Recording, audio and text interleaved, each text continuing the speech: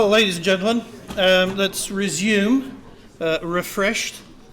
It's my great pleasure to introduce Guy Stiebel, who is from the University of Tel Aviv. Guy is our man in Palestine, effectively. In Roman military equipment studies, we have traditionally had carefully placed agents in different countries. You know, our man in Hungary, our man in Romania. Well, Guy is our furthest eastern undercover agent, as it were. He did his PhD on the Roman military equipment from Judea. He has excavated, amongst other obscure little sites, places like Masada, and he is very well placed to be intimately knowledgeable of the artifactual record from Roman Palestine. Guy.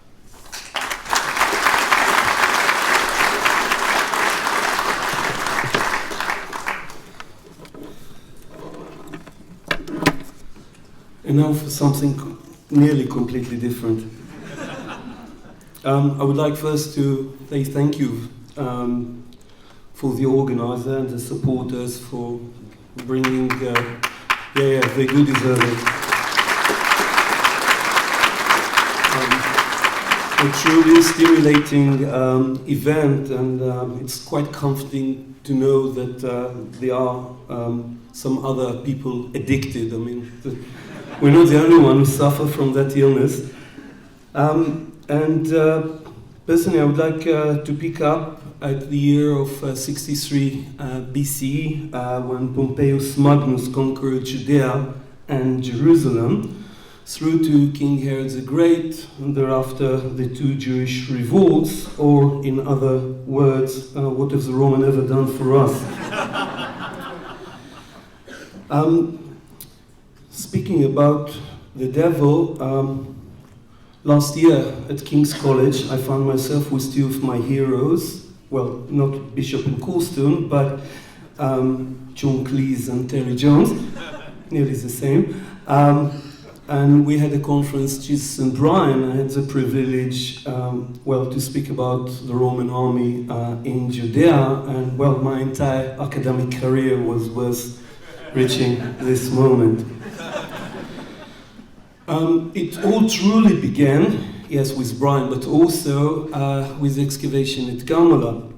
And the site at the Golan Height during the year of 67, the autumn of 67 CE, was under siege. 3 Roman legions, the 5th Macedonica, Legio Decima Fretensis, and the 15th Apollinarius, were deployed around the city, or the fortified city of Gamla, and thereafter they managed to breach in. Josephus provides us with a very detailed description in his 4th book of Bellum Judaicum about the battles that took place, and one of the wonderful things is to be able to hold Josephus, so to speak, nearly literally at the site, and the spade or the bridge trowel on the other hand, and to excavate and to have this ping pong between military equipment, material culture, archaeology, and history. Not, of course, trying to prove anything, but trying to reconstruct what really happened there. It was hot at Gamla also in the summer of 1974. It was summer. And during the excavations of Shmaria Gutman, you can see that the area that is described by Josephus at the very top of the city was taken by the 15th Apollinarius, but he also described another area that was attacked by Legio Macedonica. And what was amazing to see, this is how it looked like when the Roman, or when the Empire strikes again, and you can see that this is a Roman bridge, and in this very location, the only siege tool ever found in excavation was discovered, and in recent publication of the materials of Gamla, for which we waited for 2 decades, I think, I've suggested to correlate this tool that look exactly like what fire brigades still use in the Israeli army to this very day, this Falx Moralis, and you can read behind me this quotation from Josephus describing this very device that at the tip of long poles they attach those phalanx should written here and cut the cords of the supporting sacks that were buffering the activity of the battering ram. What we know from Josephus that the Roman managed to penetrate the city, however, they got stuck, and you read about a sort of a traffic jam within the very steep street of Gamla. Roman soldier climbed, and do remember this point, climbed the roofs which collapsed, and you can see how we find it during the excavation. You can see the collapse of the stone beams, a typical construction method in this part of land. But for me, this is ground zero, locus 4019. In here, I've seen the light. And what you have in this area is actually the discovery of the entire panoply of a Roman soldier, of a Roman legionary. We have the entire equipment. There are bits that are missing, but much is there. For example, we have the cheek piece that I hope you can see on the right-hand side of his helmet, the coolest type, beautifully tinned. We have the brogard that when I examined it, you could see that the poor legionary suffered from a sword in his face that was stopped by this device, but you can see that it came straight into his face from the right hand side. And we have a pugio, we have a scabbard silver-plated of a gladius, but above all, it's very intimate. I know his name. We have a nota, an ownership tag that we used to place on both sides of the umbo, and with the assistance of Roger Tomlin, and we were able to read Lucius Magus, Lucius Magi. You can see there from the century of 1 Musus, presumably came from Moesia, like a Suri that came from Syria. But when we read the last line at the bottom, you can see the sign of the centurion, thereafter a G and an A, and double L and I had a shiver in my back, because Josephus is mentioning the name of only one centurion during the entire description or the entire narration of the battle, and by sheer coincidence, it is Gallus. I'm not suggesting this is the same Gallus, but how many Gallus were there? And we have the name, as I said, Lucius, the wise man or the old man was the name of our soldier. But what interests us is, of course, his armor. This is a bit of a tragedy what you see behind, because I hope you can see the lines of the plates. It was intact, and unfortunately it was excavated, so not much remained of it, but we'll come back to it in a minute. When we speak about this part of land of Judea, we have at our hand textual evidence of Flavius Josephus and rabbinical literature, to which I'll come at the very end. We have visual evidence, some sculpture, wall paintings, graffiti that you can see down below, mosaics, and even some description upon vessels. And of course, we have the archaeology, and you can see an X-ray image of the lobate hinge from a lorica segmentata of our Lucius Magus. Material-wise, we have a large variety, large spectrum of copper alloys, bronze and brass, and tinning in iron and leather and linen, as mentioned before, and even stone, to which I'll return in a minute.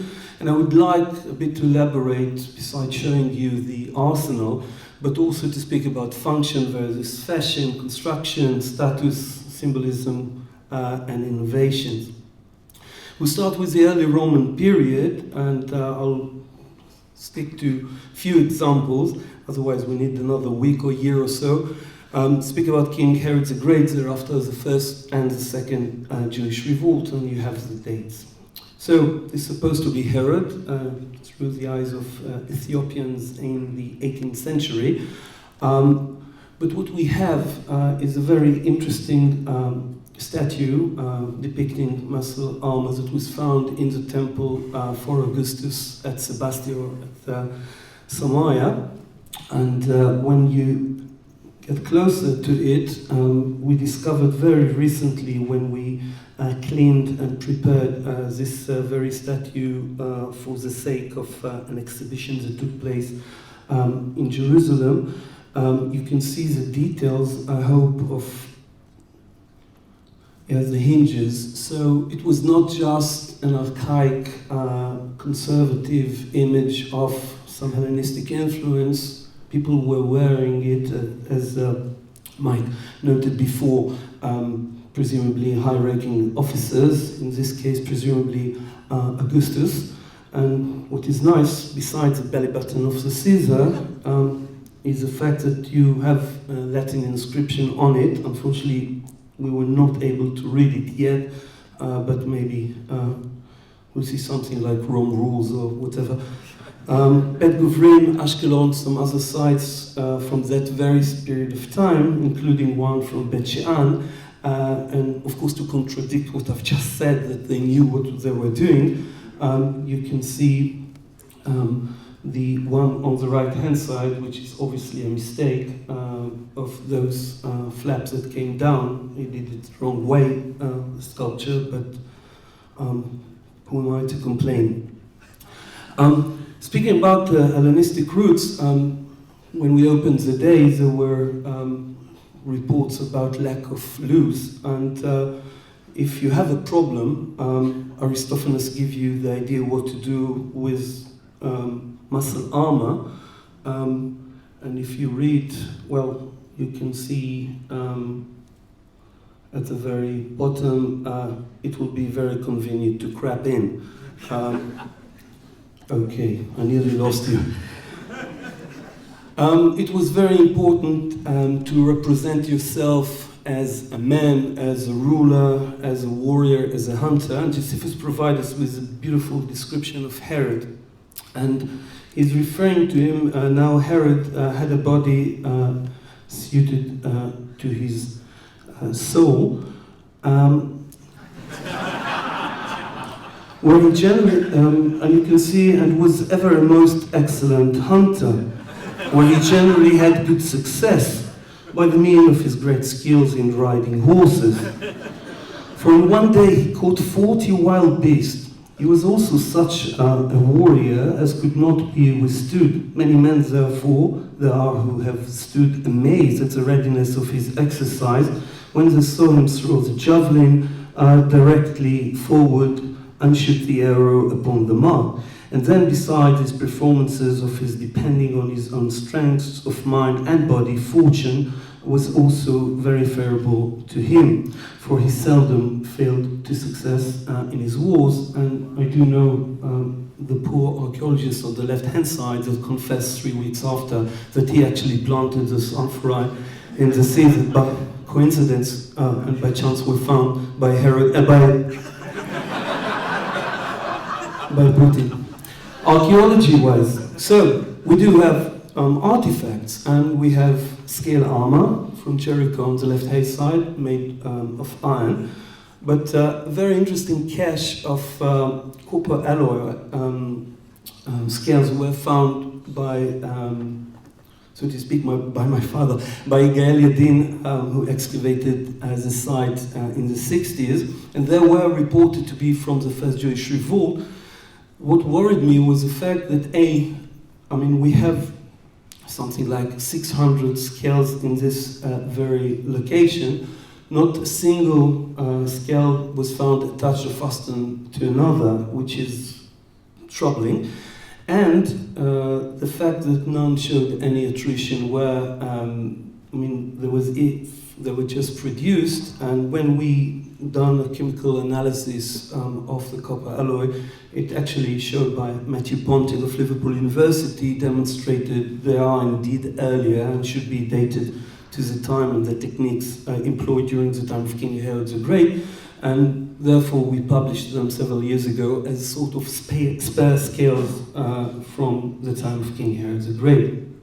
An interesting element is the diffusion of new ideas when it comes to armor or limb guards. And if you look at a specific coin with a helmet, there is a curl down below it, which was overlooked. And visiting the VA the other day, you can see those Thracians elements typical of the Balkan, and we have those neck guards made of scales and also made of mail, and I think that what we see here in the coin itself is a representation of something that was visible, because we do know that Herod had a Thracian contingent among his army. Jumping some 70 years to the first Jewish revolt, and for me it's from a disaster to a disaster, but speaking about the advantage of the Roman armor, and although Mike brought soldiers that I can't compete with, I brought my weapon, which is typical to the Jews, which is a sling. And basically, if you read the text behind me, you can see how not effective was the sling against the Roman loricae. You would put a shot here, and you'll just wiggle it. It will reach the speed, nearly destroy it. And I saw people ducking its back. But we do find them with inscription, by the way. This is not only Greek innovation, and some are really disturbing, some are wonderful. I love the Greek one with a papai, which is ouch, which I think, and I wish you be pregnant, and various very interesting ones. And you can see that the protection of the Roman armor, for example, the stones, the ones that were held by the slings of the Jews, produced nothing but a continuous rattle. I mean, you can see that the smaller numbers of wounded and, of course, Roman casualties. But the advantage goes with a danger, and Josephus notes that the Jews pour boiling hot oil on the Romans, and you can see how dangerous it was for the Roman being caught, nearly being cooked in the armor. I'm happy to share with you the news that the Gamla, with the work of Dr. Dani Sion of the Israel Antiquity Authority, is out, and there are 3 chapters dealing with military equipment. And in it you can find references, for example, for scales made of various materials. But as Mike said, the most dominant feature is the lorica segmentata. Do bear in mind 3 legions wear them, and we have the fragments of the armor itself, the plates, the tie hoops, the loops, washers, lobet hinges, you name it. Going back to our soldiers, and you can see how it was found, and this is how they excavated it, which I find it difficult to refer to, but it's not in this condition anymore. It came to me in bits and pieces. But what was extremely enlightening was the fact that we have, for example, evidence, and Mike referred to the fact that something fell down, so it shows the signs of it falling. You can see that the lobet hinge went the very wrong way, up like this. The plates went up, and I need a smith here to show you this movement. And he evidently, wow, that's I can understand what Mike speaks about, exactly, speaking about the power. Thank you for that. So you can see this goes up, and this is how it corroded. I've got my passport. So you can see it right here, and this is truly an evidence for the fall, for the collapse of this roof and of the equipment. Thank you. He's learning. He knew someone was going to ask that to come. So you can see the low-bit hinges, and you can see the plates, and you can see the elements are touching the leather component, but collar and dents from swords and other showing attrition, marks from the battle itself. But I could actually use him again. If you look at the backplate, it's always a problematic area, and I've just taken a photograph of him suffering from the same phenomenon of those overlapping parts. And our soldier suffered from that, but he was a genius, I have to say this, Lucius Magus. And he invented something that when Mike saw it, he said, this can't be.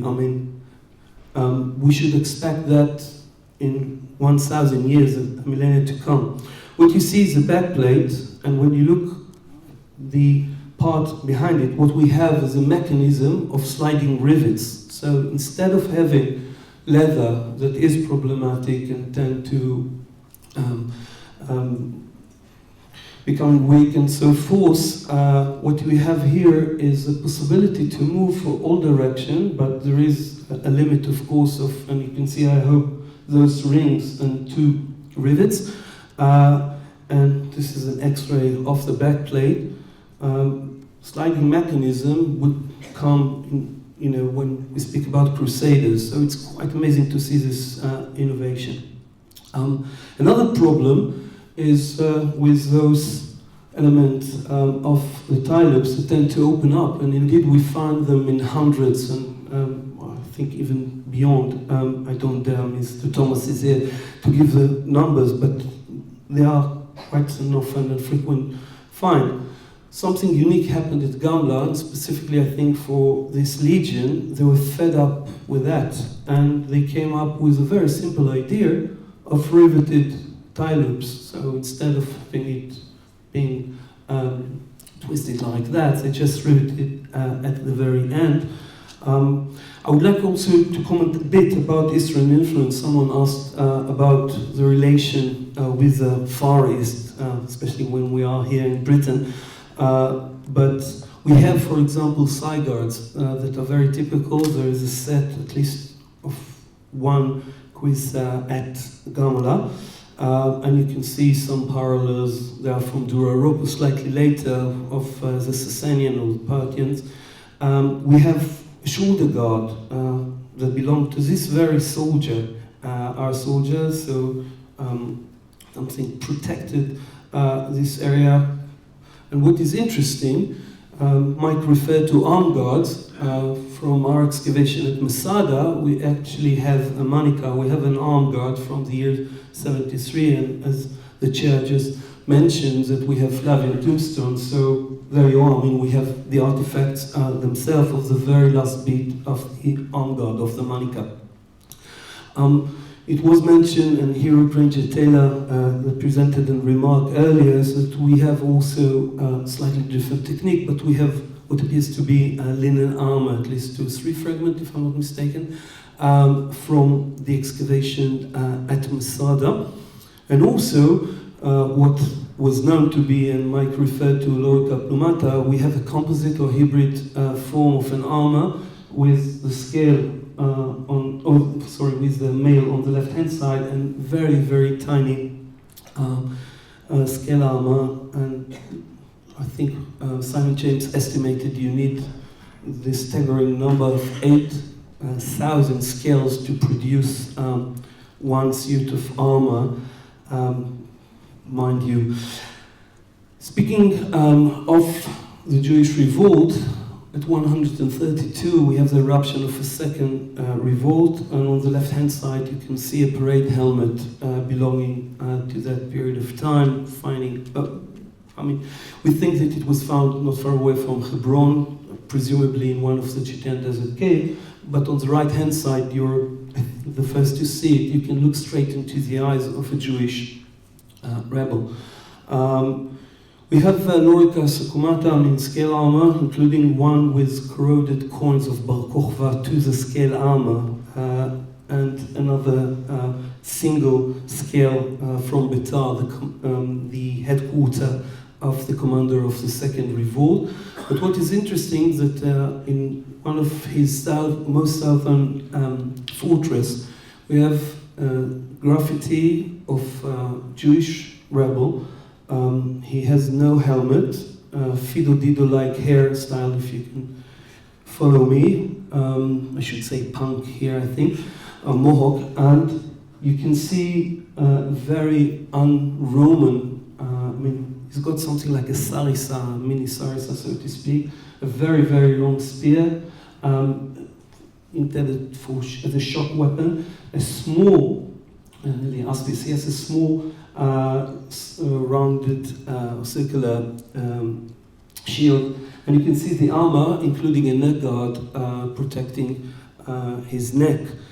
It is interesting because we do know of local production of militaria by the Jews. Philo referred to the Jews, especially to the Essenes, that they neglected, due to pacifistic ideological raison d'etre, this profession, but we know that they actually did so, and there is a very interesting references by Cassius Dio saying that the Jews provided the Roman army with military equipment, and they purposely made of poor quality such weapons as they were called upon to furnish in order that the Romans might reject them and that they themselves might thus have the use of them. So this was a way to accumulate weapons, and sure enough, Ekbetar itself, several years ago, I published Thmisi tools, and you can see the anvils and tongs and chisels and so forth.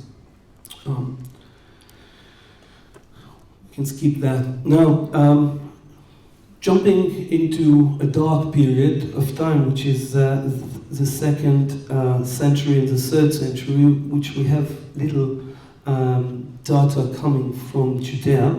There is a city of Sepphoris, where in a pit, under a house, under the skeleton, kavekanim as we say, under a skeleton of dogs, 3 dogs, they found this. And we have a corroded but complete scale armor, unfortunately not from copper alloy but from iron, so it's nearly, you need to chisel the scales out, but you can see the fastening element, and you can see the remains. The weight was estimated at around 5 kilos, so it was pretty heavy set of armor. And an interesting testimony for the way you store, the way the Romans stored, but also the Jews stored the looted equipment, came from this hoard next to Hebron, which this helmet on the right hand side you just saw, but the one on the left, which I think Mike showed a reconstruction of the Hadrianic soldier, in it, when you put it upside down, you can see that in the bowl itself, you can see some corroded scales, and they were the very bottom part of the mail shirt of Lorica Hamata that was stored in the helmet itself, and you can see some of the fastening devices, for example this disc at the center, a typical complete Lorica Hamata that was found from a very well dated site. We also have greaves, which Mike referred to. What is interesting is that they were in use presumably not only by centurion but also by ordinary soldiers, and you can see at least 2 sets of them. What is interesting is that we have also the knee part, and at least on one that you can see, I hope, the mark showing you this dent, presumably part of the result of being hit by a sword or a sharp element. This brings me to the middle or late Roman period, and I want specifically to speak about Armageddon. I hope you know that Har Megiddo, the mountain of Megiddo, is the origin, Tel Megiddo, The Mount of Megiddo is a region for Armageddon, with all due respect to Bruce Willis. And not far away from the junction, they found a prison with the oldest Christian church in it. Tremendous discovery. The biblical mound is on the left-hand side, and on its slope I managed to trace some scale armor belonging to the legion that stayed there. The place is known today as Legion or Legio, and there are some very hot news. We have the second season just been finished a week ago, and my colleague Yotam Tepper excavated the field in the middle. We're still awaiting results, unfortunately very poorly preserved due to the agriculture activity. So the preservation is not that good, to say the least, but every now and then there are surprises. And some 20 years ago, visiting one of the kibbutzim, I was told that they actually plow in this field, and this is what they found. An intact neck guard with another set of tiny scales, which remind, and I do thank Mike Bishop for providing me with the X-ray image of very kind of similar neck guard from Carlisle that he showed to you earlier on, so you can see complete parts. And we're still hopeful that we'll have some more data emerging in the near future. There was an interesting relation between the Roman army and the local population actually emerged from coffins. We have lead coffins that were decorated with the same mold or stamp that were used to produce breastplates that were used for scale armor. And as Rahmanis had published them already at the late 90s, showed that they're identical. I mean, the same mold. You have the stamp on, bless you, on the coffin itself, but also on the breastplate, and you can see some other designs from that book of design, if you wish, that was used to produce military equipment, but also maybe the result of the activity of the army. So you produce coffins as well. An interesting new-old source emerging in the recent years, taking us to the later part of the Roman period in Judea. And what is interesting is the wall paintings from Dura Europus, but also the mosaics throughout the region. But if we speak about Dura, and we'll do it quickly, I'm sure you're familiar with the work of Professor Simon James of Leicester University, and you can see there some very interesting elements which I thought should be mentioned here. The scale, I'm saying the male of this Persian soldier that died in this mine under Tower 19. You can see a reconstruction by Simon, and you can see this famous horse scale armor. So you can see the diversity is truly tremendous, and you need one good site and suddenly the entire statistic changes dramatically, and we hope that element as such, especially from the desert areas like Egypt, Jordan, well, thanks to ISIS, I think it's slightly problematic nowadays, but who knows. And you can see that there are also unique feature like leather armor. It is interesting, there is one, or at least 2 or 3 of them from Syria, from Dura Europus, but one was published last year from Karanis in Egypt, and it's nearly intact, and you can see those layers of leather scales, which is quite amazing. I mean, they're identical to metal artifacts, but they're made of leather, which brings me back to the Talmudic or rabbinical sources, and we have a discussion of an armor made from leather, and when it stops to be used as one, it's become pure. I won't dwell upon that, but what is interesting is that we have textual sources referring specifically to this very point. The very last bit of the lecture would be devoted to the very, very last phase of the Roman presence in this part of land. And we do know, for example, from the Notitia Dignitatum about those sets of armor and limb defenses, as you can see.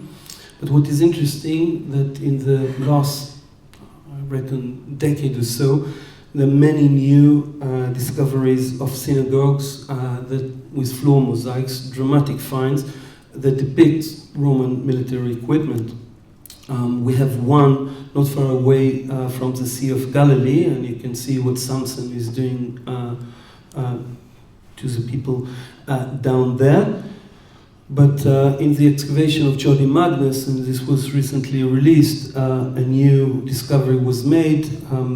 They tend to claim, the excavators, that what you see up there are the legs of Alexander the Great.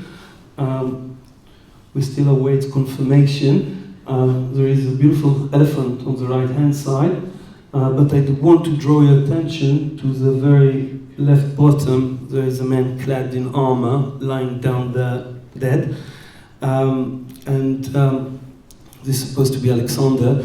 We know that the figures surrounding him are clad also in armor, so as we said, there is still hope that in this part of land we'll have some more new data about the look-like of this kind of unknown period from the archaeology record, but we do hope that with the continuation of the excavation, especially at Hukuk, we'll have some new data. So thank you very much.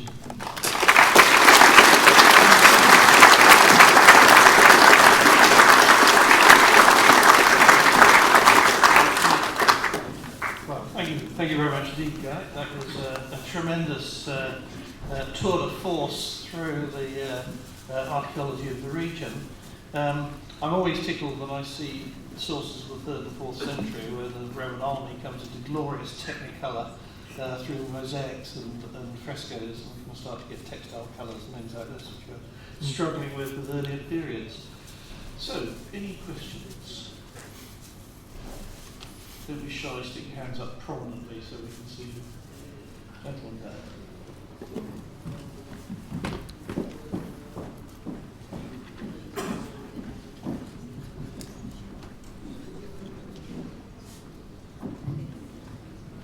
Is it conceivable that any of the artefacts, like the neck guards, thigh guards, could have belonged to allies of Rome, for example, troops supplied by client kingdoms, etc.?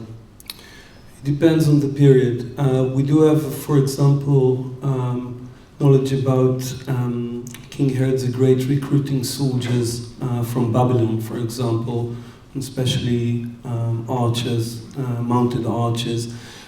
So yes, at that specific period, when we speak about the 1st century and later on, no, we know of no mercenaries from that particular part of land. It seems to be more the result of interacts with those armies.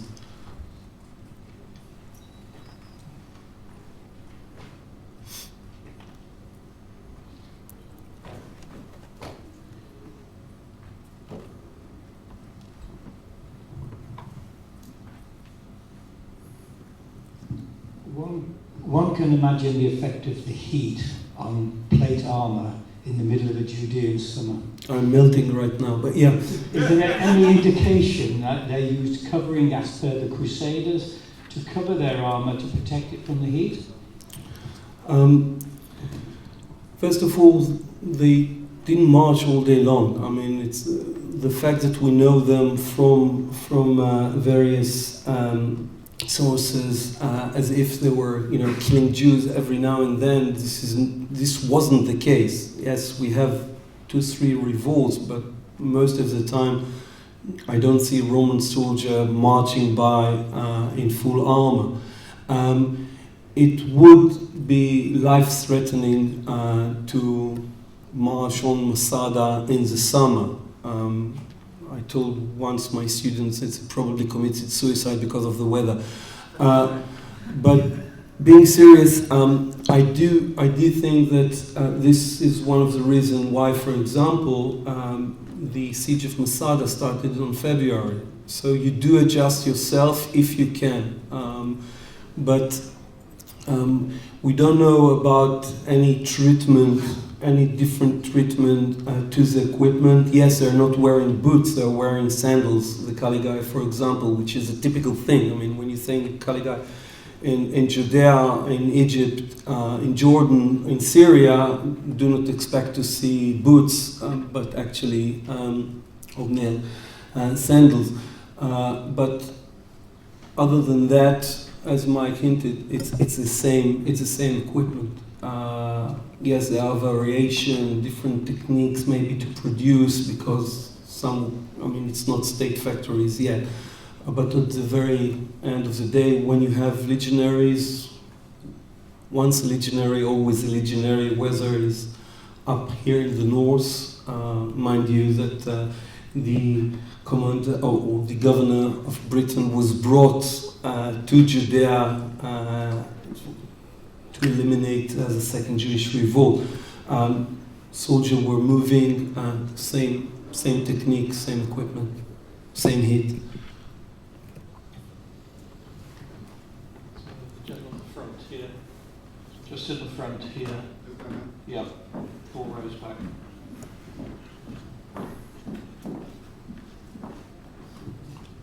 Any thoughts on the kind of armour that might be worn by the graffito of the Jewish revolt, what that might be, whether it's quilted or stylised scale or what it might be? There are many ideas. Whether, if you're asking if I know, no. I think I'll come to it in a second. Sorry.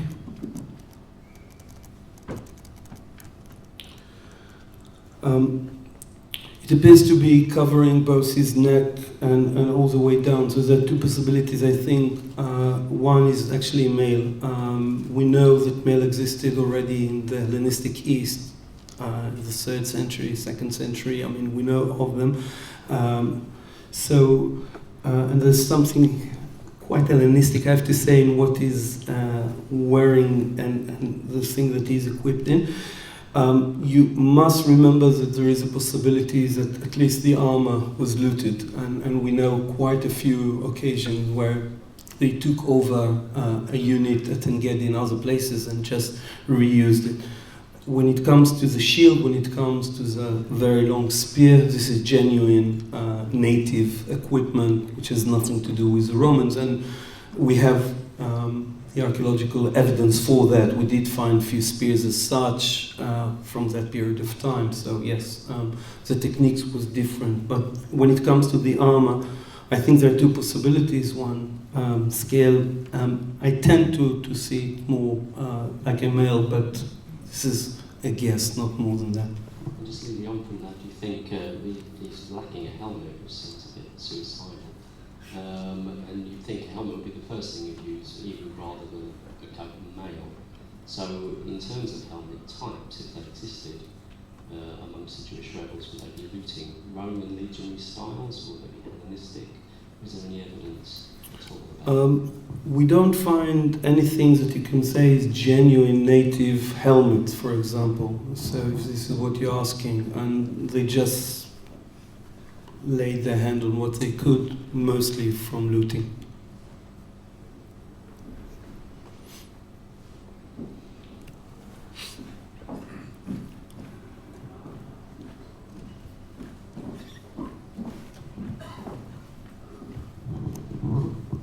You moved in, at one stage you moved into Duros Europa, so do you mind if I go into Jordan?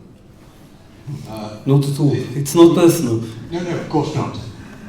With no specific limes or border, my assumption is that the eastern element would have been covered by some form of auxiliary patrols, presumably on horseback or camel. Yep. Is there any evidence out of Jordan of armour from any of the forts that were in that area, please? Unfortunately not. I think from the excavation of Olsen at Chaomia, there are a few scales, but other than that, there is, I think, one helmet, and maybe we'll hear about it in the next lecture, but that's it. So, as Mike not only hinted, said, and it was the name of the title of the first chapter in my PhD, Mind the Gap. There is a very big gap in our knowledge, and we're still awaiting finds, especially from Jordan, also from Egypt, which the conditions are perfect. It's just a matter of time, and I'm sure they will be there.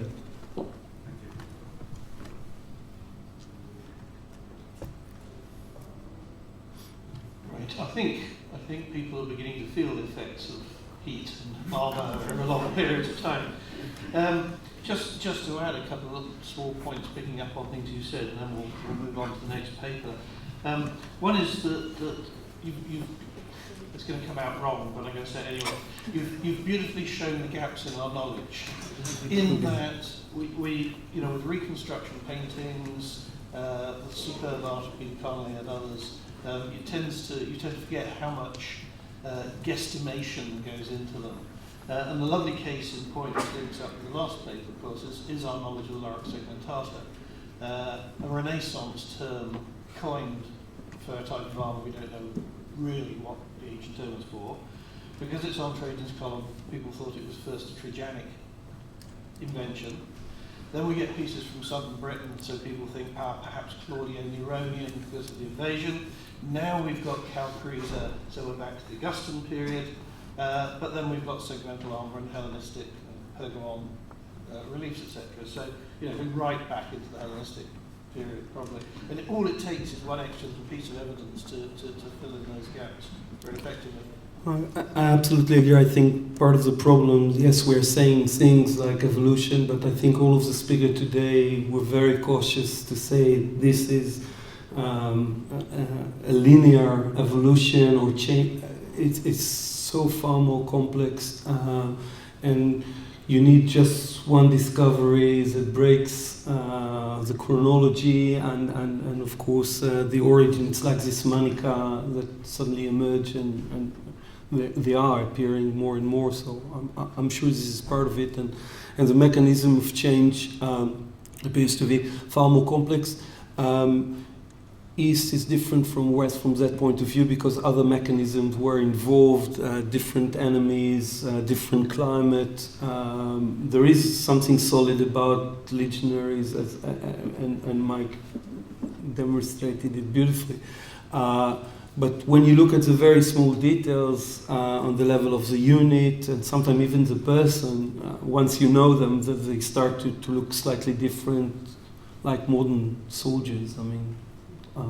Yes, even in modern armies, the concept of uniformity is a very artificial parade thing. Exactly. Out in the field as quickly as they can. They get new boots, different bergens, different, pick up other people's weapons, etc. Yeah. In a very sort of ergonomic sort of way. Well, thank you very much indeed.